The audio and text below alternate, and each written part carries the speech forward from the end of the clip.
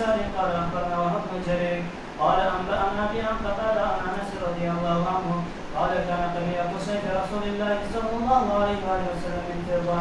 وبه قال حدثنا محمد بن بشار قال اخبرنا معاذ بن هشام قال حدثني ابي عن قتاده عن سعيد بن ابي الحسن البصري قال كانت قبيله سيف رسول الله صلى الله عليه وسلم من فضه. وبه قال حدثنا ابو جعفر محمد بن صبران البصري قال اخبرنا طارق بن حجير وهو ابن عبد الله بن السعيد عن جدي قال دخل رسول الله صلى الله عليه وسلم يوم الفتح وعليه سيفه ذهب وفضه. قال طالب فسالته عن الفضه فقال كان قبيله سيف فضه. وبه قال حدثنا محمد بن شجاع البغدادي قال اخبرنا ابو عبيده الحداد عن عثمان بن سعيد عن عثمان بن سعد عن ابن سيرين قال صنعت سيفي على سيف سمرة بن جندب رضي الله عنهما. وزعم سمرة رضي الله عنه انه صنع سيفه على سيف رسول الله صلى الله عليه وسلم وكان حنفيا. وبه قال حدثنا مقبض بن مكرم البصري قال حدثنا محمد بن بكر عن عثمان بن سعد بهذا الاسناد نحوه. وكان حنيفا. باب بیان د صفت تور د پیغمبر صلی الله علیه وسلم کې د دې مناسبت مخکې باب سره مخکې باب کې مهر ذکر شو، اوس توره ذکر کیږي. ولې د مهر د جوړولو منشا موږ دا ذکر کړی و چې پیغمبر صلی الله علیه وسلم اراده د دعوت ال الکفار وکړه چې مشرکین او مشرانو ته دعوت ورکي او یغه ورته ویل چې هغه دعوت بغیر د اخت بغیر د مهر نه بيخي ګوري نه، نو مهر د دغه لپاره جوړ کړ. اوس خو مهر د دغه لپاره و چې هغه اسلام ته د دعوت ورکولو لپاره مهر پولګي چې اسلام نه کې قبول په دعوت سره بیا به چی وي، بیا به جنگ وي. نو آلات حرب، په آلاتو د حرب کې تور ذکر کړه دا دغه وخت هغه عمده بے تکلفه او مؤثره اسلحه وا. نو اول ذکر کیږي د بیان د صفات تور د پیغمبر صلی الله علیه وسلم. حضرت پیغمبر صلی الله علیه وسلم حضرت انس وی د تور مقبض دا د سپینو زرو دا تور چې نیول کیږي داسې دغه موټي ځای کومو تاسو دغه خپل خنجر لیدلی وي دا د ګوتو نه پورته دی هغه تیری توري په منځ کې دلتم د ست شاخ وندي وي شا طرف ته هم د ست شای وي دې لپاره چې لاس مخ ته شاته ونه کویږي دغه د شالندې چې دا د ورغبرګي دغه تقبیعه ویل کیږي دا د سپینو زره وا دا د لاس ځای نه ځکه د سپینو زره استعمال خو ناروا ده لوخي استعمال هم ناروا ده صرف د پیزو هغه تورو کې چې روا ده نقش روا ده خایس پر روا ده هغه به موضوع د استعمال نه دی استعمال ځای نه و. دوم روایت کې بیا دغه مضمون دا چې د حضرت پیغمبر صلی الله علیه وسلم د تور مقبض د سپینو زره و. دریم روایت کې حضرت پیغمبر علیه السلام چې مکه معظمه ته د فتح د مکه معظمه په ورځ ننوت وعلى سيفه ذهب وفضه دلته وسره زرم ورجمع شو د پتوره باندې نقش د سترو زرو او د سپینو زرو دواړه موجود و. دی وی چې بیا مې پښتنه وکړه اخبرنا طالب ابن حجیر چې الته په سند کې طالب راغلی دی طالب نه مې پښتنه وکړه نو شاګرد ابو جعفر وی چې ما پښتنه تر وکه سپین زره په کوم ځای کې وو دوی ویل په سپین زره خو د مقبض کې وو. او سوال دا ده چې رواشه چې دا د فقه او د احادیثو پرانا کې د سپینو زرو نقش روا ده د تورې اما سرو زرو خو نقش هم ناروا ده. حضرت پیغمبر علیه السلام څنګه د دو توروا د سرو زرو نقش هم په موجود و او د سپینو زرو مکه معظمه ته چننوت. نو د دغه جواب دا ده دا تور په خپل پیغمبر علیه السلام نو جوړه کړي چې د صنع په لحاظ اعتراض وشي چې دنو څنګه د کار کوه دا د غنیمت توره وه. فتح د مکه نه مخکې څومره جهادونه تیر شوي دي خو بیا په غنیمت کې نیول شوي شي کې بیا خبره ده. اوس په غنیمت کې توره ونیول شوه په دا توره کې د سرو زرو داسې نقش وه چې دا سره زر تر جدا کېدای شوی بیرته لکه هغه برسیره تصویر شی چې په جوړې بیا یې استعمال ناروا ده تر جدا کوي به او کنه د سرو زرو صرف آب ورکړی شوی رنگ لکه دا اوس ګاډر دا د هغه ماشین ورته وینیسي زیړې کې په اوس دغه زیړوالی خو صرف رنګ د رنګ د دغه جدایي خو د تورې نه کیدی نشي نو د ضرورت د وجې نه تقریر راغلی د په یغه خپل حال باندې پاتې شوي دي نو وایي دغه سرو زرو مموح د سرو زرو آب ورکړی شوی صرف اوبه ورکړی شوي دي جدا کېدی نه نو ځکه نبي علیه السلام نه دي جدا کړي دا بل روایت کې تابعي هغه وی چې ما توره جوړه کړه په مثل د تورې د حضرت سموره رضی الله تعالی عنه باندې او حضرت سموره رضی الله تعالی عنه ویلې ما خپل توره جوړه کړې په نقشه د تورې د پیغمبر صلی الله علیه وسلم باندې وکانا حنیفا توره د پیغمبر علیه السلام حنیف و حنیف د مسلمة الکذاب قوم بنو حنیفه دا د تورو په جوړولو کې ډیر ماهر و لکه د موږ تاسو په د موجوده وخت کې د هر ځای خپل خپل شی وي یغه ځای ته نسبت کیږي دا کپڑا د فیصل آباد او دا د کراچۍ دا او دا د لاهور دا د پلانکی ځای د خپل ځای ته نسبت کیږي نو دغه توره د بنی حنیفه او یو چا نه په غنیمت نیولې یا هغه پخ چې هغه چا جوړوله دا د یغه قوم و نو هغه توره یغه ته نسبت کیږي ښه مضبوطه توره و صحابه او تابعینو کې دومره عشق و چې د پیغمبر علی السلام هغه تورې ته کته خپل تورې هم دیغه د تورې په نقشه جوړوله ځان خو به خود په سنتو د برابرې هغه خپل تورې هم د تورې په نقشه باندې جوړوله اخرنی روایت کې دغه مضمون ذکر ده خو د پیغمبر علی السلام ډېرې تورې وې دې دپاره چې کله کله د نومو خبره راځي په تورو کې یوه توره د معصور په نامه یادېده بله د قذیب په نامه باندې بله د قلعی په نامه بله د حطب په نامه بله د مخزم په نامه بله د رسوب په نامه بله د سمسامه په نامه بله د لحی په نامه بله د ذوالفقار په نامه چې هغه خوب کې لیدلی و چې غاښ یې مات شو بیا بیرته وښوروله جوړه شوه تورې هم ډېرې وې دا بل باب د زغرو را روان ده زغر یې هم اووه جوړه درلودې تورې نه تورې دي چې دا نومونه یې ذکر کړه زغر یې اووه جوړه نبی الملاحم د جنګو نبی مجاهد نبی مخکې امتونو کې یا د جهاد حکم نه و یا کوو کم و د دغه وجه نه غنیمتونه مخکې نه و روا هغه قبول عمل به دا و چې غنیمتونه به په میدان کې کېښو او اور به ورته راغی وبسو دغه امت ته خدای پاک د جهاد حکم هم ډېر ده ورسره د غنیمتو جواز هم دغه امت ته ورکړی ده چې مجاهدین په هغه باندې هغه پاکه غذا ورته ویلی شوې ده پاکه غذا بې شک و بې شبهې غذا خو چې موږ یې شکمنه نه کړو چې موږ ګونډې پکې ونه وایو خیانتونه پکې ونه کړو چا نبی علیہ السلام ویلی دی چې ګوره که چا ومن یغلل یأتی بما غل یوم القیامه که چا کنکای شی غلا کړی هم د قیامت په ورځ به میدان حشر ته راخیستی په ولې ټولو خلک به پیژني چې د په غنیمت کې دا دوکه کړې ده او که غټ شی وښي پټ کړی هم په غاړه به راخیستی او غرغړې به وایي کنکای او غټ هر شی موجب د جهنم ګرځي بیا خو چې خیانت نه وي پکې پاک رزق ورته ویلی شوی ده ما جاء في صفة بناء رسول الله صلى الله عليه وآله وسلم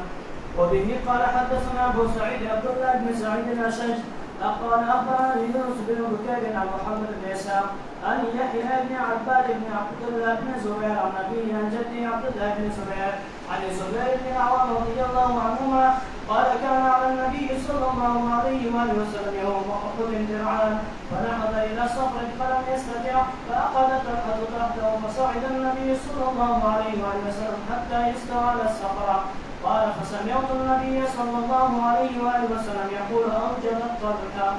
زغر مبارک کې د پیغمبر صلی الله علیه وسلم حضرت زبیر ابن عوام رضی الله تعالی عنہ ترورزی د پیغمبر علیه الصلاۃ والسلام دا وی چې نبی علیه السلام د احد په ورځ غبرګ جوړه زغری اغوستي وي دلته بعض خلک خطا شوي دي تعبیر دې چې کړه په دا دوه درع باندې چې هغه زغری خو جوړیږي لکه موږ تاسو د دې ژمي بناینونه مخکې خو به د سیمانو اوبدل کېده نن سبا خو دغه مو اوس کارخانې شوې د زغرو د جوړولو بلیټ پروف نه دي دا تختې جوړې شي چې دا کمربند کې باندې دا جوړېدي د بدن په انداز باندې لکه نامو غوټۍ پورې چې خطرناک ځایونه خو دغه دي چې ولګېږي انسان زر تر مري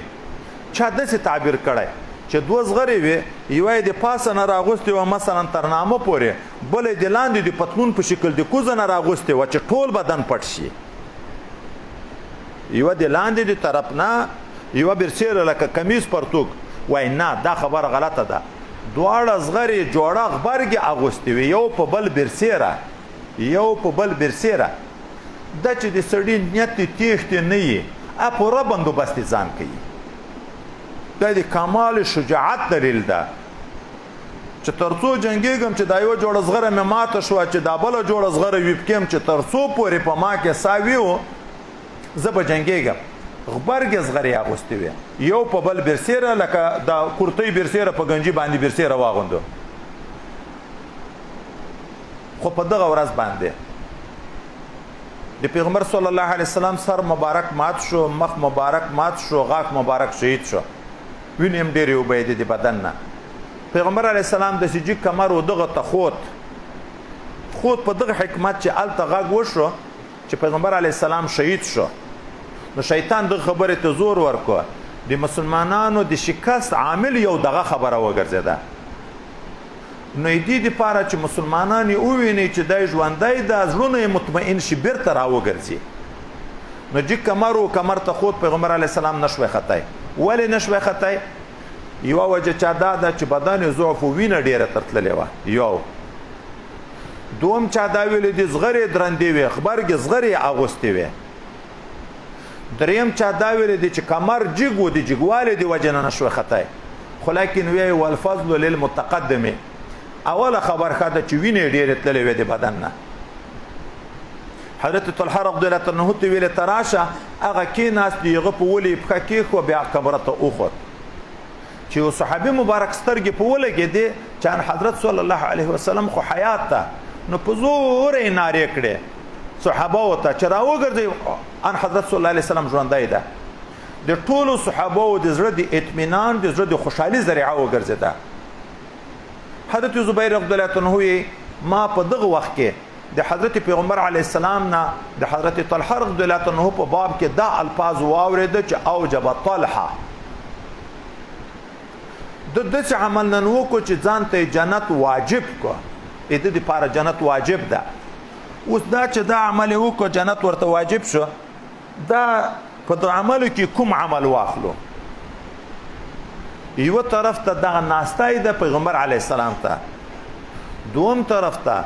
د خپل بدن ډال ګرځولی و د پیغمبر علیه السلام د حفاظت لپاره چې د هر طرف نه به د تورې او د چیشي وار کېدو د به ځان ورته نیولو 83 ځایه زخمي و 83 ځایه نو څوک وی دا عمل کې زخمیتوب ته اشاره ده نه داسې عمل وکړه داسې قرباني وکړه د رسول الله دفاع یې وکړه ځان سپر او ډال وګرځوه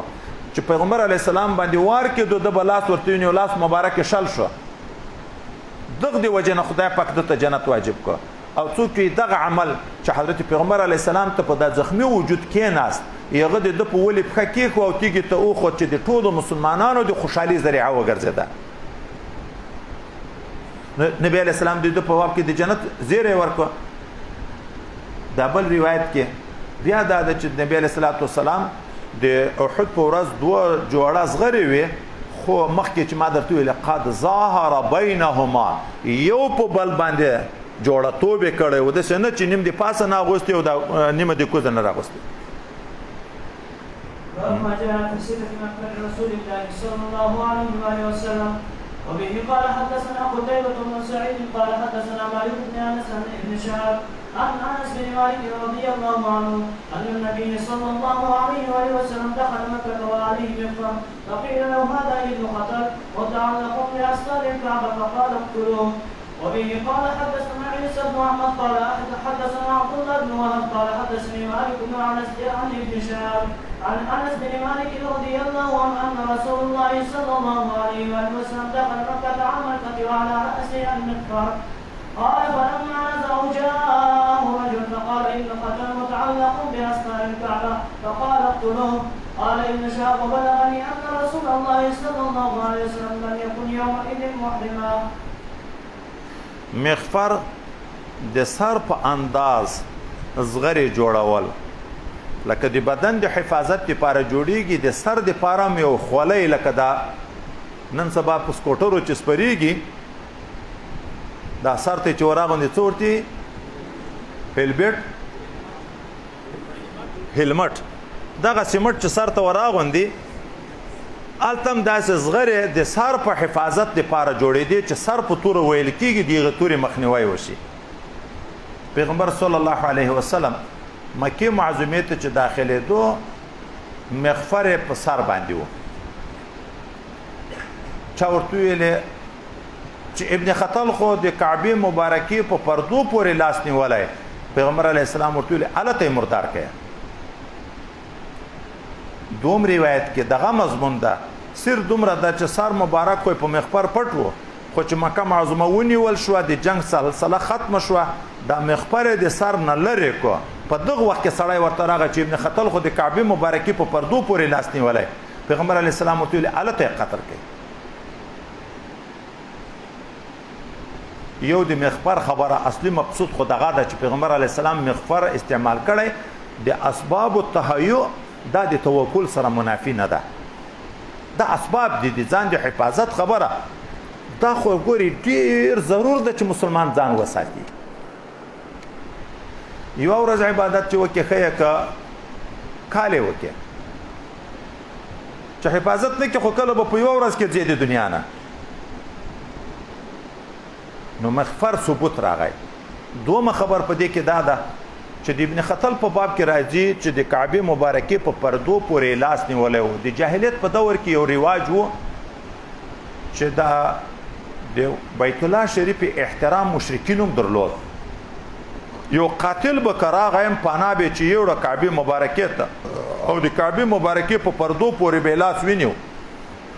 هغه د مقتول قریبان به پسې راورسېده. دلته ذاتې په ده کار نه درلود چې په کعبه مبارکه پورې لاس نیولی، ځکه دلته ابن خطل هم د هغه عمل موافق دی، هغه عادت موافق د کعبې مبارکې پردې نیولې وې. خو پیغمبر علیه السلام ورته ویلې چې مردار یې کړي. سوال دا واردېږي ومن دخله کان آمنا. د حرم عظمت الله ذکر کړی څوک چې ور داخل شو هغه په امن ده. دلته نبی علیه السلام حکم کوي چې مردار یې کړي. نو موږ جواب ده د رسول الله خپل شان ده حرم ته بی احرام ورننوتل په حرم کې جنگ کول دا چاته جایز ده؟ مخکې جایز و که اوس جایز ده؟ خو نه مخکې جایز و نه اوس جایز ده. صرف رسول الله صلی الله علیه وسلم ته دا حل یوه ورځ د سهار نه تر مازدیګره پورې خدای پاک د حرم حرمت پورته کو. ځکه دا ابن شهاب زهري پسې وایي چې ما خیال ده چې دی ننوتلی یم بې احرامه محرم هم نه و، ولې خو حرم حرمت پورته و. حرم حرمت پورته و، کنې د حرم په حال کې خو سړی سر نشي پټولی. هلته وروسته را روان ده په سر یې تور پټکی و، دلته مغفر ذکر شو خو حرمت نه و. د استثنایات کړي و، څو کسان یې ښولي و من دخله کان آمنا ده، خو یو څو کسان نه دا به وژنئ. حتی پیغمبر علیه السلام ویلی چې مسجد حرام ته څوک ننوځي په هغه به کار نه لرئ. د ابو سفیان کور ته چې ننوځي په هغه به کار نه لرئ. که چا د خپل کور دروازه پسې بنده کړه جنگ ته نه راووت په هغه هم کار مه لرئ. چې ابو سفیان ایمان راوړ په دغه ورځ د فتح د مکې تاریخ په اوله بخاري کې بیا موږ ذکر کوو. نو بیا حضرت عباس نبی علیه السلام ته ویلې چې دا خو د قوم سردار د امتیاز ورکه. نبی علیه السلام ویلې چې د په خاطر حرم ته چې دا مشرکین پروسه خو جنګېده ورسره که حرم ته څوک ننوتم هغه خلاص ده. هغه ورته ویل حرم شریف خو کنکای ده نه پکې ځایږي. وایي چې د ابو سفیان کور ته ورننوتم خلاص ده. وایي په هغه کې هم نه ځایږي. وایي چا چې خپله دروازه پسې بنده کړه مقابلې ته نه راوڅتې هغه خلاص ده. دغه باوجود چې رسول الله خپل هم اعلان کړی و چې دا درې ځایه کې خلاص دي، خو بیا یې ویلي و چې دا یو څو کسان نه دي خلاص، دا به وژنئ. خبره خلاصه شي شارع د طرف نه تخصیص وشو استثناء وشو بیا خو ذات قیل قال نه د پکار دا ابن خطل ظالم ایمان راوړ بیا د ایمان نه بعد د یو خادم او غلام مسلمان هغه شهید کو بیرته مرتد شو و تښتېدو به حج و د رسول الله صلی الله علیه وسلم سپکاوی په اشعار کې کوه او صرف ځان نه دوه ډمې اخیستې مینځه یغوبم د نبی علیه السلام او د صحابه مبارکینو حج وکوله په اشعارو کې نو قاتل هم و مرتد هم و د دین بیرته اوخته او سپکون کې د رسول الله هم و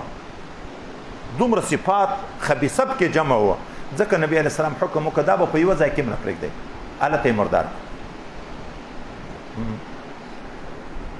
باب ما جاء في إمامة النبي صلى الله عليه وسلم وبه قال حدثنا محمد بن بشار قال حدثنا عبد الرحمن بن مهدي عن حماد بن سلمة قال وحدثنا محمود بن غيلان قال حدثنا وكيع عن حماد بن سلمة عن ابي الزبير عن جابر رضي الله عنه قال دخل النبي صلى الله عليه وسلم مكة يوم الفتح وعليه عمامة سوداء وبه قال حدثنا ابن ابي عمر قال حدثنا سفيان بن صدر الوراء عن جعفر بن عمر بن حريث عن ابيه رضي الله عنه قال رايت على رسول الله صلى الله عليه وسلم عمامة سوداء وبه قال حدثنا محمود بن غيلان ويوسف بن عيسى قال حدثنا وكيع عن مصادر الوراء عن جعفر بن عمر بن حريث عن ابيه رضي الله عنه ان النبي صلى الله عليه وسلم خطب الناس وعليه عمامة سوداء وبه قال حدثنا هارون بن اسحاق الحمداني قال حدثنا يحيى بن محمد البدوي عن عبد العزيز بن محمد عن عبيد الله بن عمر عن نافع بن عمر رضي الله عنهما قال كان النبي صلى الله عليه وسلم اذا اعتم صدر عمامته وبين كتفيه قال نافع وكان ابن عمر رضي الله عنهما يفعل ذلك قال عبيد الله ورأيت القاسم محمد وسالما يفعلان ذلك وبه قال حدثنا يوسف بن عيسى قال حدثنا وكيع قال حدثنا ابو سليمان وهو عبد الرحمن بن الغسيل عن إكرمة عن ابن عباس رضي الله عنهما ان النبي صلى الله عليه وسلم خطب الناس وعليه عصابة تسمى با په بیان د پټکی مبارک د پیغمبر صلی الله علیه وسلم کې د اول روایت کې راځي پیغمبر علی السلام د فتح مکه معظمه په ورځ باندې چې مکه معظمه ته داخله دو تور پټکای په سر وو دوم روایت کې مطلقاً ذکر کیږي ما د نبی کریم صلی الله علیه وسلم په سر باندې صحابي تور پټکای لیدل ده دریم روایت کې پیغمبر علی السلام خلکو ته تقریر کوو د تقریر په حال کې تور پټکای په سر وو دا د رنګو په لحاظ خبره شو دا بل روایت کې ابن عمر رضی الله عنهما وی چې پیغمبر علی السلام بچ پټکای په سر کو نو دا شمله به دی ولې په مابین کې پرېخوا حضرت نافع وی چې ابن عمر هم دا معمول چې شمله دی ولې په مابین کې پرېخوا حضرت عبد الله وی حضرت قاسم ابن محمد ابن ابي بکر صدیق رضی الله تعالی عنہ دا معمول چې یغبم شمله دی ولې په مابین کې پرېخوا په اخري روایت کې پیغمبر علیه الصلاۃ والسلام خطبه ویلې په د باندې پټکای وو په غوړو باندې ککړ عصابه دسمه اوس دلته څو خبرې دي اول د نفس پټکی په باب کې د مقدار په حیثیت باندې چې پټکای څومره و د پیغمبر علی السلام مقدار په لحاظ باندې دوم د رنگ په لحاظ باندې چې کوم قسم پټکای ثواب زیات لري دریم د شملې په حیثیت باندې چې پټکی شمله په کوم کیفیت باندې ثواب لري اول د پټکی د مقدار په انداز محدثین کرام لیکي د مشخص حکم پیغمبري نشته چې دومره پټکای به سر کوي شرعي تحدید چې دغه زیاتات او کمبود ممنوع وي دا نشته خو وای دومره حکم اجمالا نشته چې پیغمبر صلی الله علیه وسلم د جمعې په منځ کې د اخترو په منځ کې لوی پټکای په سر کړای په عام اوقاتو کې کم خو لوی نه دومره لوی چې سر ته تکلیف وي کنکای نه دومره کنکای چې د سر حفاظت نه پکېږي پټکای د سر د حفاظت شی ده لکه د کمیس په باب کې د جامع راغلي د تقیکم الحر د ګرمي نه مساتي هغه بل جانب وسره خپل معلومیږي د ساړه نه مساتي. موږ تاسو د لستونی په باب کې ویل چې په دغه برابر چې ډیر وخت چې لاس د کار نه پکې وځي چې لاند شي بیا فایده نشته دغه ځایونه لمر او ساړه خرابوي. نو پټکای د سر د حفاظت لپاره ده، نه به دومره غټ وي چې په سر بوج وي. د مرای پټکای 21 غزه دای موږ تاسو په غزه باندې، نه به دومره غټ وي چې په سر بوج وي، نه دومره کنکای لکه دا کنکای کتره راواخلي دلته تر سر تاو کې چې شمله نه دلته سره رسیږي نه اسماجه داسې شي، نه دومره وي متوسط الحال چې د سر حفاظت پکېږي. نو کنکای پټکای د پیغمبر علی السلام څومره راغلی لوی څومره راغلی په لوی کې خو تقریبا یو قسم روایت راځي چې 12 غزه شرعي چې موږ تاسو 6 غزه تر جوړیږي. په کنکی کې 2 قول راغلي دي، یو قول کې راغلي دي چې 6 غزه، په یو قول کې راغلي دي چې 9 غزه. نو 3 غزه او 3.5 غزه د موږ تاسو په غزو باندې کنکای دومره راغلی. د عربو ګرمي دي موږ تاسو تر ګرمۍ به حد زیات دي. موږ تاسو ته وګورئ دغه ګرمي زیاته الته حدیثونه بیا راځي صحابه مبارکینو شګې به پلاس کې نیولې وې په لمانځه کې چې سجدې ته بتله په دغه شګو ټنډه لګوله په یو نه شوي لګولای. ما ته یو مولوي صاحب چې ډېر حجونه کړي وو غږېدو وای دی یو داسې ګرمي په وخت کې حج ته راغلی وم چې حرم شریف نه راووتم دا چپل هلته ورکېږي ډېر. یو خو خلک غلط سره پوکي لکه دلته طالبانو دا خپلو پردیو ته نه ګوري، بل دا د بلدیې ولا صفایي کوي اکثره دغه وړي. او هلته مسله دا ده چې تا چپل د تا بوټ ورک شو بل چې هلته پروته ته به نه پوکې دا تا ته ناجایز ده. ګر که شدید خو خیال کې دا ورځي چې خو هغه سړی تللی غلط شوی به دا یغه دې راپاتې دي و یغه که پوکړي په غلطي به پوکړي ته خو پیژنې چې دا پردی دي. پردی شی بغیر د اذن استعمال جایز ده. نو جای نماز را سره و کمرې ته راتلم د حرم شریف نه راووتم جای نماز را سره و چپل مې ورک و دا جای نماز به مې اچو په دا سړک چې را روانېدم په جای نماز راتلم بیا هم چې خپلې کمرې ته راتلم پښې مې تڼاکې وې د ګرمۍ نه. دومره زیاته ګرمي ده هلته. نو پیغمبر صلی الله علیه وسلم د ډېر ګرمۍ د شدت لپاره چې په امت هم تخفیف وي بیا یې عام اوقاتو کې کنکای پټکای استعمال کړی چې سر حفاظت هم وي ورسره په سر بوج هم نه وي. خو جمعو په هغه کې چې خلک به ډېر راتله نو علما د وخت تر وخت خلکو به درانده جامه دا غټ پټکای هم د عزت جامه ده. حضرت امام ابو حنیفه رحمه الله خپلو شاګردانو ته وی عزموا عمائمکم فانها سماء العزه، غټ پټکی په سر کوئ دا د عزت او د وقار علامه ده. نو اول د پټکی په مقدار کې چې پیغمبر علی السلام 2 قسمه پټکای استعمال کړی دی. یو دوم د پټکی د رنگ په باب کې په دغه روایتو کې تور پټکای راغی. الته موږ تاسو مخکې حدیث مبارک ویلې سپینې جامې اغوندئ او سپینو جامو کې مړی تم کفن ورکوئ. بهتره جامې کومې جامې دي؟ سپینې. اوس بهتره سپینې او خپل پیغمبر علیه السلام تور پټکی په سر کړی. د تور پټکی د په سر کولو نه د تور پټکی فضیلت وای نه ثابتېږي، افضل سپین ده. خو سپین تور شین رنگونه سره رنگونه چې مخکې موږ تاسو په لباس کې ویل د پیغمبر علی السلام بیان الجواز چې دا ټول جایز دي. کله صرف سپینه جامه ټول ژوندۍ استعمال کړي وای سپین پټکای سپین څادر او سپین لنګ ارڅه بیا به امت خیال دا و چې نور رنگونه ناروا دي په ټول امت باندې تکلیف راتلو کنه راتلو. اوس دغه ورځ کې تور پټکای په سر ټول عمر خو نه کوي. د مکې معظمې د فتح په ورځ تور پټکای په سر و د ټول عمر خبر خو نه ده. په دې کې بیا اوس 2 قول دي چې دا تور پټکای په سر و آیا ذاتن تور و که د عارض د وجې نه تور لیدی کېده. څوک وایي تور و نه و سپین پټکای. خو اوس موږ ویلې مغفر په سر و که نه و. مغفر خو د اوسپنې وي تور وي نو دغه توروالی په ښکاره کېدو یا یې مغفر بسیره وای په پټکي باندې اغوستی و لکه پټکی سر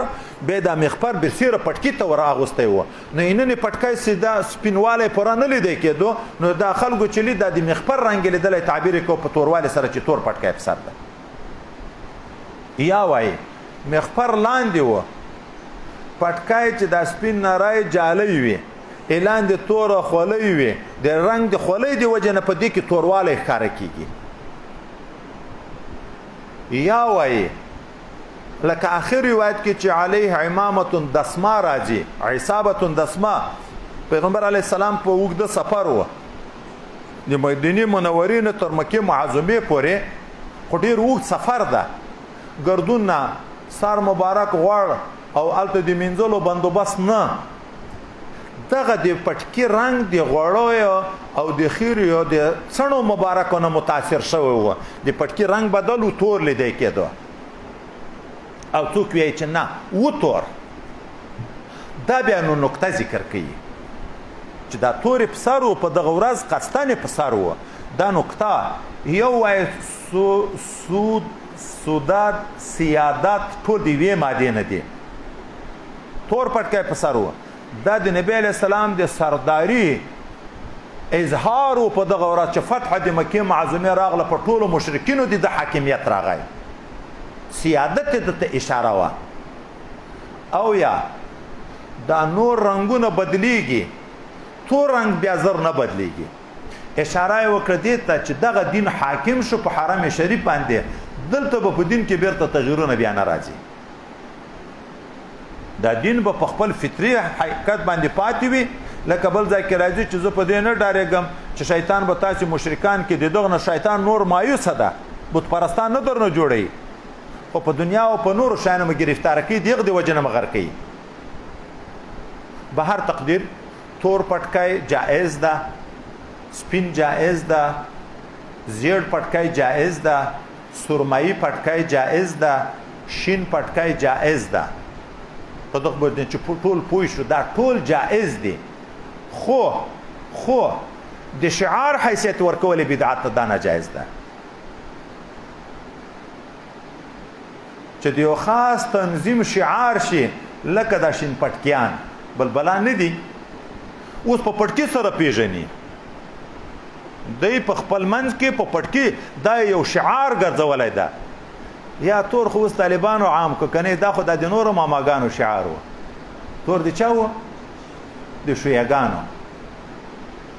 دی رواج شعار دا جوړ کړی لکه عقیده د لزوم و د التزام چې دا به په سر کوي بل به نه په سر کوي دا ځای بدعت ده که سپین کې التزام کې بیا بدعت تر جوړېږي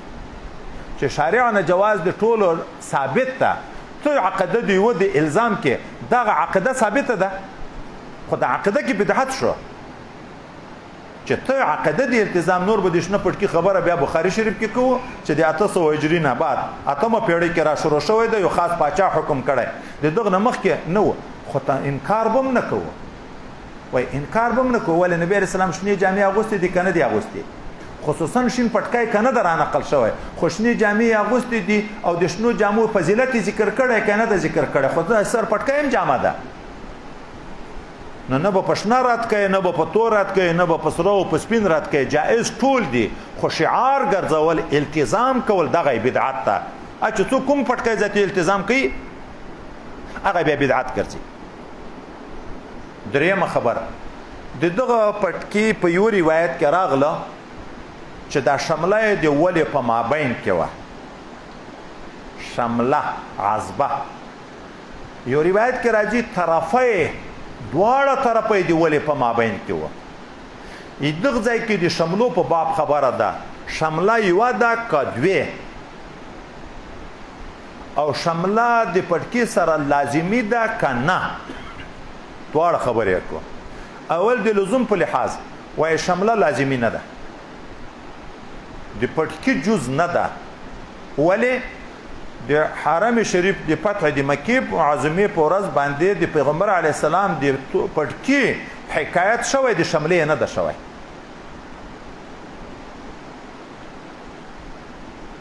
نو لازمي نه ده خو او شمله مناسب ده لازمي نه ده مناسب ده ولې وایي هیئت زینت ده په دا شمله کې د پټکي سره زینت راځي. مسلمان به داسې لباس کوي چې خلکو پورې ونه خاندي. چې شمله نه وي وایي دغه پټکی بې زینته معلومیږي. نو د پټکي دپاره زینت ته زینت اوس د پټکي دپاره زینت ته خو دغه شمله یوه که دوه وایي دواړه په روایتو کې راغلي. نور زیات تفصیل موږ تاسو ته په نورو حدیثو کې هم راځي. کله یو شمله راغلی کله دوه نو جایز وایي دواړه دي. که څوک یوه شمله ورکوي د ډېرو روایتو نه د یوې شملې ذکر راغلی جایز. که څوک دوه ورکوي چې موږ تاسو په اصطلاح کې دغه پاسې چې وټومبې دغه ته هم شمله ویایي. دا پرېښې چې دغه ته هم شمله ویایي. نو یوه شمله پاس چې دلته یې ټومبلې یوه شمله لاندې چې د ولې په منځ کې پرېښي. اوس هغه شمله هم لانډه نه اوږده چې داسې په راوته ده د شا لوري ته. دا شمله د ولې په منځ کې به وي که مخ لوري ته به وي. په مخ لوري کې ښي لوري ته به وي که چپ لوري ته به وي. په دغه کې دا اتفاقي ده چې بهتره د ولې په مابین کې ده. دا اتفاقي ده وایي چې تر ټولو نه بهتره د ولې په مابین کې ده. اما مخ طرف ته دواړه طرفه ښی لوری چپ لوری جایز ده اتفاقي. خو په دې دوه کې بیا کوم بهتر ده؟ جایز خو دواړه دي. د مخ لوري دواړه دي. شا لوري خو بهتر شو اتفاقي. دغه د حدیث کې راغی د صحابه معمول هم راغی چې هغو به شا لوري ته شمله اچوله او د نبي علیه السلام هم ثابت شو. خو په دغو کې څوک وایي ښی لوری افضل ده ځکه تیامن ده پکې. خو وایي صحیح سند باندې ثبوت نه لري. صوفیه کرام یې وایي چې چپ لوری افضل ده ځکه په چپ لوري کې زړه ده. دغه زړه باندې چې دا شمله لګیږي یو نوع د الله تعالی یاد ور په زړه کوي. نو هغه کما هو المعتاد ټکی ذکر کوي. کما هو المعتاد پټکی موږ عام خلک په کوم لاس وایو چې پټکی په ښي لاس وایي شمله چپ لوري ته راځي. دا یو نیمرګری چې په چپ لاس عادت دی هغو پټکی شمله په چا وي په ښي لوري باندې وي. کما هو المعتاد و یا چپ طرف ته کما هو المعتاد استحسنه صوفیه. صوفیه دا مستحسن بولی او څوک ښی لوری جواز وایي د دواړو شته په چپ او په ښي په دواړو کې. خو ډېر بهتره د ولې په مابین کې. دا شمله د مقدار په لحاظ باندې څومره ګورئ په یو پټکي پورې دومره بحثونه دي. شمله د مقدار په لحاظ باندې څومره نو ما پرون هم درته ویلي و 4 ګوتې هم راغلې 20 هم راغلې او 22 چې ګاز اندازه دام راغلی. عوام طلبا علما د علماو سره پټکی هم تر نورو خلکو غټ افضل ده. دا غټوالی د پټکي عزت ده. دا کنکای ګرد مرد خوای پای دی چې ویلی داسې د پټکي حیثیت خاص بیخي چاته په سترګو کې نه ورځي. خو شملم چې پټکی غټه وي شملم ورسره غټه مناسب لیدی کېږي. خو غټه دومره غټه نه چې صدل تر جوړ شي. دا سړی چې کینی جګیږي یا ټیټیږي را جګیږي دا مخه یا چې ګنډه موږ تاسو تړو دا آخري حد ده. د دغه نه چې اوږده شي ذات صدل ورته ویل کېږي. کله تعبیر په زراع کېږي چې ګاز او کله دغه د ټیټېدن جګېدن چې دا نری ملا ده تر دغه ځایه پورې آخري حد ده. د دغه نه اوږدوالی دا بیا صدل ده. صدل مکروه ده. که د نیت تکبر و حرام که نیت تکبر نه و عادت و مکروه. اصل حکم ته اوس راشه پټکی د څنګه حکم یې شی ده. دا خو د پټکي رنګ د پټکي مقدار د پټکي شلمه یوه او دوې په دغه کې خبره شوه. یو رنګ یې داسې راغلی د ایرې غوندې رنګ د نبي علیه السلام د پټکي یو رنګ وایي داسې هم راغلی د ایرې غوندې شی چې وسوځي شین بخند که موږ تاسې په یاد وي اوس هم بعضې سپینګیري بعضې ملایان یو قسم شنې ړونګۍ دي لکه ایرې غوندې رنګ وي دغه په سر کوي. یو رنګ وایي داسې راغلی. خو د حکم په لحاظ باندې دا پټکی دا څنګه وای پټکی سنت ته لا سیمن عند الصلات، خصوصا د لمانځه په وخت کې ډیر.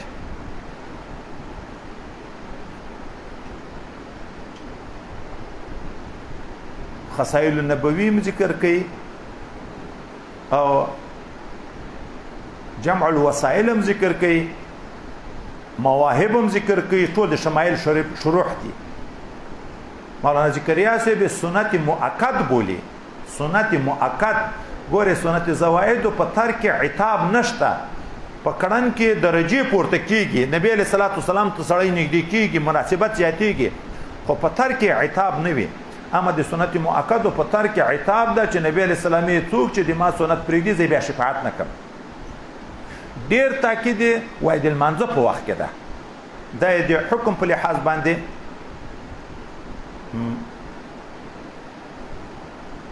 باب ما جاء في صفة إزار رسول الله صلى الله عليه وآله وسلم. وبه قال حدثنا أحمد بن معين قال حدثنا إسماعيل بن إبراهيم قال حدثنا أيوب عن حميد بن هلال عن أبي بردة قال أخرجت إلينا عائشة رضي الله عنها إزارا ملبدا وإزارا غليظا فقالت قبل روح رسول الله صلى الله عليه وآله وسلم في هذين. وبه قال حدثنا محمود بن غيلان قال أخبرنا أبو داود عن شعبة عن الأشعث بن سليم قال سمعت عمتي فحدثت عن عمها قال بني أنا أمشي بالمدينة إذا إنسان خلفي يقول ارفع إزارك فإنه أتقى وأبقى فالتفت فإذا هو رسول الله صلى الله عليه وآله وسلم فقلت يا رسول الله إنما هي بردة ملحى قال أنا لك في أسوة فنظرت فإذا إزار إلى نصف ساقيه. وبه قال حدثنا سويد بن نصر قال حدثنا عبد الله بن مبارك عن موسى بن عبيدة عن إياس بن سلمة بن الأقوع عن أبيه رضي الله عنه قال كان عثمان يأتجر إلى أنساف ساقيه وقال هكذا كانت إزارة صاحبي يعني النبي صلى الله عليه وسلم. وبه قال حدثنا قتيبة قال أخبرنا أبو الأحوص عن أبي إسحاق عن مسلم بن نضير عن حذيفة بن اليمان رضي الله عنه قال أخذ رسول الله صلى الله عليه وسلم بعضل ساق أو ساقه فقال هذا موضع الإزار فإن أبيت فأسفل فإن أبيت فلا حق للإزار في الكعبين. با په بیان د صفات لنګ مبارک د پیغمبر صلی الله علیه وسلم کې حضرت ابي برده رضی الله تعالی عنہ فرمایي چې ام المؤمنین حضرت عائشه صدیقه رضی الله تعالی عنها یو څادر چې پینې ورکړې شوی وي ملابت یا یو لنګ ډبل زیک لکه پټو په شکل باندې دا راويست یو بل لنګ راويست وی ویلې د حضرت پیغمبر صلی الله علیه وسلم روح مبارک په دغه دوه کې سا ملابدا برسیره پټو پینې ورکړې شوی ازار غلیظ په دغه کې د روح مبارک قبض شوی ده. دلته اوس یو طرف ته وایدا حکم معلومیږي چې پیغمبر صلی الله علیه وسلم دنیایی نعمتو ته خاص توجه نه و، راساست هیئت غوره کوو، مقصد اصلی د خدای پاک راضی کول دی. دا نور شیان خو د ضرورت لپاره که پوښاک ده که خوراک ده نو په یوه کې اکتفام په قدر د ضرورت کړه. دوم طرف ته پیغمبر علیه السلام د خپل سلطنت په دور کې چې حکومت تر ډیره پورې تللی و، غنیمتونه هم ډیر شوي و، فتوحات ډیر شوه، هدیې تحفې خلکو ډیرې ورکولې، د دغه باوجود د داسې لباس غوره کړی. اشاره د وایدې ته چې د سړي د عمر آخر وخت راځي، سپینګیرتوب وخت، باید د ده توجه ټوله د آخرت په لوري باندې وي، دنیایي زینتو ته ډیر ونه ګوري. د بېوسۍ وجه نه وه، ګورئ دلته خو سلطنت تامه و. دا به ځای کې راځي موږ تاسو ته نبی علیه السلام چې د هدیې حکم کوي، ده خو خپله هم هدیه قبلوله، صدقه یې نه قبلوله، موږ ته هم حکم کوي چې یو بل ته هدیه ورکوئ. موږ د دغه وخت خلک چې د چا سره متعلق راشي، د دغه وخت د خپل وس موافق هدیې خپل استاد، خپل شیخ، خپل دوست ته ورکوو که نه ورکوه. صحابه به رسول الله صلی الله علیه وسلم ته څومره ورکولې. داسې خیال باید څوک ونه کړي هلته یو ځای را روان دی چې نبي علیه السلام به ډېرې شپې په لوږه تېرې کړې په کور کې به دومره شی نه و چې خوړلي وای وایي ولې په صحابهو کې غنیان نه و چې د سره کومک وکړي هلته وی غنیان خو څه کوي وایي که مسکین صحابي په دې پوه وای چې نن شپه د رسول الله صلی الله علیه وسلم په کور کې د خوراک شی نشته دوی به د خپلې خولې شی ور وړي او په خپله به یې نه و خوړلي د هغو دومره عشق و خو نبي علیه السلام صدقې ډېرې کړې ذخیره کولې نه آخرت طرف ته یې توجه ډېره وه د وړی لباس استعمالول جائز ده خو یو مخکې وخت یو اوس وخت ده زړو جامو شکېدلو پینه شوي استعمال جائز ده خو یو مخکې و یو اوس په دغه کې مم پام وي مخکې دا د زهد علائم و چې چا به د دنیا طرف ته پام نه و زړې یا د وړیو ځیګې جامې دا به استعمالولې حتی د دوی شعار غوندې بلل کېدو د صوفیه کرامو د نیکو خلکو شعار بلل کېدو خو وروسته وایي خبره بالعکس شوه هغه چې په دغو جامو کې ګرځېده د خدای دوستان و طبعا هر مسلمان د خدای د دوست سره د خپل وس موافق کومک کوي چې د هغه په عبادت کې ما خدای پاک ور شریک کړي د هغه دعا یې وګټم وای دوکبازو خلکو دغه لباس شروع کړ چې تقوا به نه وپکې خو هلته چې لیده چې د داسې خلکو سره خو خلک ښه قدر کوي ورته لري کومکونه ورسره کوي دی لباسونه دغه ورسره جوړ کړه اوس دغسې هیئت مضموم وګرځېده او د نن سبا دور د وړیو په لباس کې بیا د فخر و تکبر لباس جوړ شو عام پټوګان چې د ژمي وخت موږ تاسو ته راشي نن خو د ګرمۍ نه په عذاب یو د ژمي په وخت کې به بیا دغسې ساړه وي بیا به هم پټوګانو ته سودا وي او موږ ته دلته ټول سلاسي مجرد راځي نه بستره لري نه پټو لري نه ښه لري نه بد لري دا د استریجو پټو چې اخلي په 1500 په 600 مثلا د وړیو پټو چې اخلي 4.5 5,000 دا عادي چې اخلي کنه تیر کال ماته یو چا راوړ په 10,000 اوس خلک ماړه خلک استعمالي مسکینان نه استعمالي د ملنګي په کیفیت نه استعمالي دغه به امیش لپاره د مخ خیال مخکې مو ویل انما الاعمال بالنیات وانما لكل امرئ ما نوى کته په نشوي جامه اغوندې د وړیو ځیګه جامه اغوندې نیت کې زهد وي چې دنیا خواهشاتو ته د پام نه وي بیا خو نیک عمل ده ښه صفت ده خو که په دغه نیت باندې زړه جامه اغونده چې خلک به وایي اعطوني په هیئت سوال کوي چې خلک وایي مسکینان دي د مسکینتوب د وجه نه بس کومک به راسره کوي اوسې کې غریبانان د بعضو عادت دغه شي دغه کېږي خو کار خرابېږي زوړ پټکای زوړ څادر زاړه کالي چې نوي ورم کې نه اغوندي ولې بیا خو خلکو یې چې دا خو موټ شوی ده دا کومک او نه کومک د چا په اراده پورې تړلی چې ته ډېر خوار او ذلیل ځان ورته ښکاره کې خو چې د الله تعالی د طرف نه د تقدیر مسله نه تا ته سوال به په خوله وکې په خوله به سوال وکې چې ډېرې درکې دغه موړ سړی به 1500 روپۍ درکوي او چې ته په پوره هیئت کې ورشې په پوره هیبت کې ورشې په پوره وقار کې ورشې سپین ور وغږېږي خوش کې ورته وکې د دنیا هیڅ پروا ونه لري حق ورته بیان کې د دا خیالم نه وي چې دا خدماتو د سوال دپاره غلی چې ځې بیا به 10,000 15,000 درکوي زارۍ به هم دا درکوي صاحب دا قبول یې کړې مانه هلته به ته سوال کوې 500 به نه درکوي دلته به سپینه مور وغږېږي خوش کې به هم ورته وکې بیا به هم چې ته روانېږي 50,000 80,000 لک روپۍ به درکوي دا خو په دغه پورې نه ده چې هیئت داسې کوه هیئت داسې کوه تقدیر دا پیسې ډېرې مخکې شوي دا لږو ډېرې مخکې لیکلي دي اوس نوې نه لیکل کېږي جف القلم نو وخت په میړانه تېروئ غرور هم مه کوئ تکبر هم مه کوئ استغنا وکئ د تصوف ډېر باریک علم ده تکبر و استغنا نه پیژنو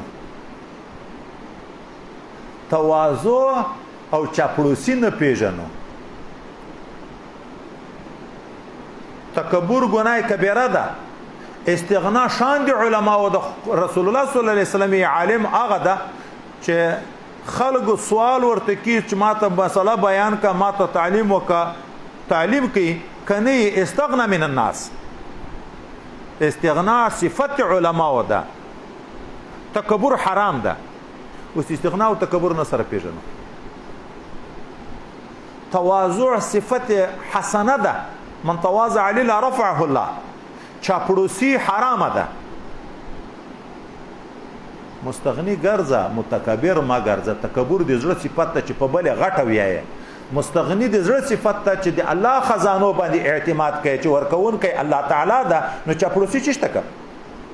تواضع د چا یو نیک صفت تر ځان نه پورته وبولې په یغه حیثیت قدر کوي. چاپړوسی په تمه باندې موړ سړی ده تر لکټي ټوجي ورته وکړه څه به بیادار کی دا چاپړوسی ده.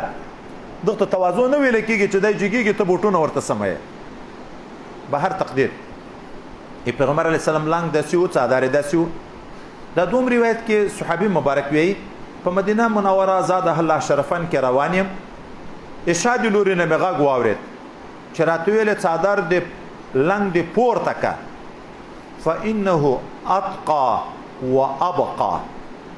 فإنه أنقى وأبقى.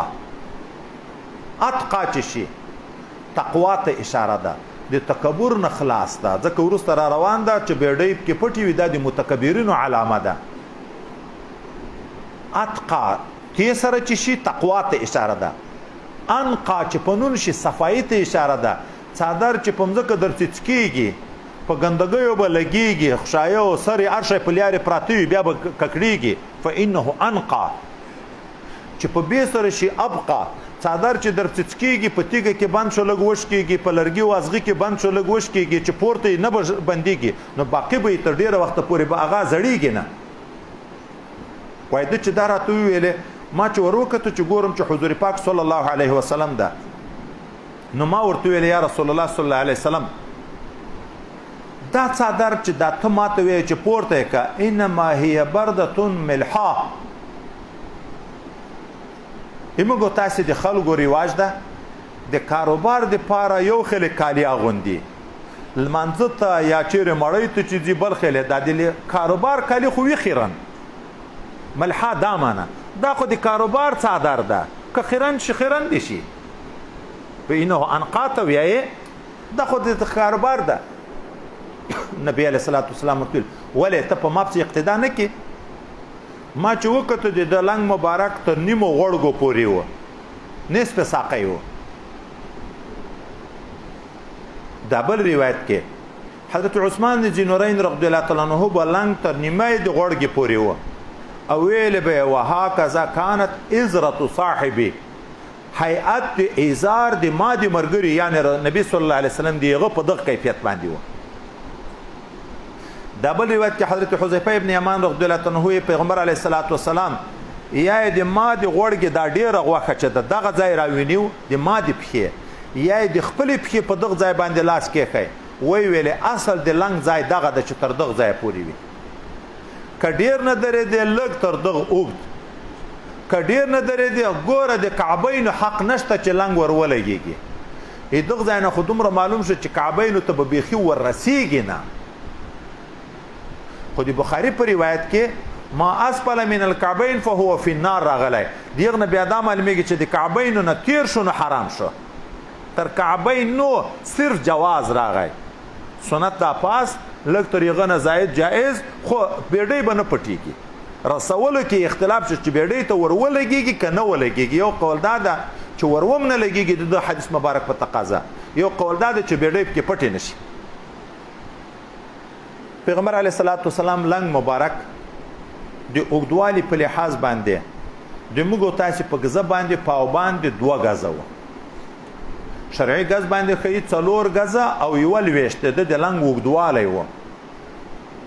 او 2 غزه چې د موږ تاسو غز کېږي دومره سور و پاو باندې 2 غزه اوږدوالي نو ټول بدن نه خطاويږي او غز اندازه سور نو بیا وګدواله نه پکې راځي چې الته غوړ بیډۍ کې پټې شي. دا د پیغمبر صلی الله علیه وسلم که موږ تاسو د شمایل شریف ته باید په غور ګورو د ده د څادر خبره موږ ته ذکر کیږي د ده د لنګ خبره موږ ته ذکر کیږي د ده د پټکي خبره موږ ته ذکر کیږي د ده د کمیس خبره موږ ته ذکر کیږي د ده د بسترو خبره را روانه دي د فراش خبره موږ ته ذکر کیږي چې په څرمن ویده کېدو په پیزي ویده کېدو د ده د ګوتې خبره موږ تاسو ته ذکر کیږي د ده د تورې خبره موږ ته ذکر کیږي د ده د زغرې خبره موږ ته ذکر کیږي چې دا څومره بابونه موږ تاسو ویلې دا ټول د څه دپاره ذکر کوي اقتدا دغه ځای ته مهم ده ولې په ما پسې ته اقتدا نه کې قرآن وی لکم فی رسول الله اسوة حسنه صرف خبره قول نه چې په قول به عمل کې صرف قول نه چې په قول به عمل کې د نبی علیه الصلاۃ والسلام قول د نبی کریم صلی الله علیه وسلم فعل د نبی کریم صلی الله علیه وسلم تقریر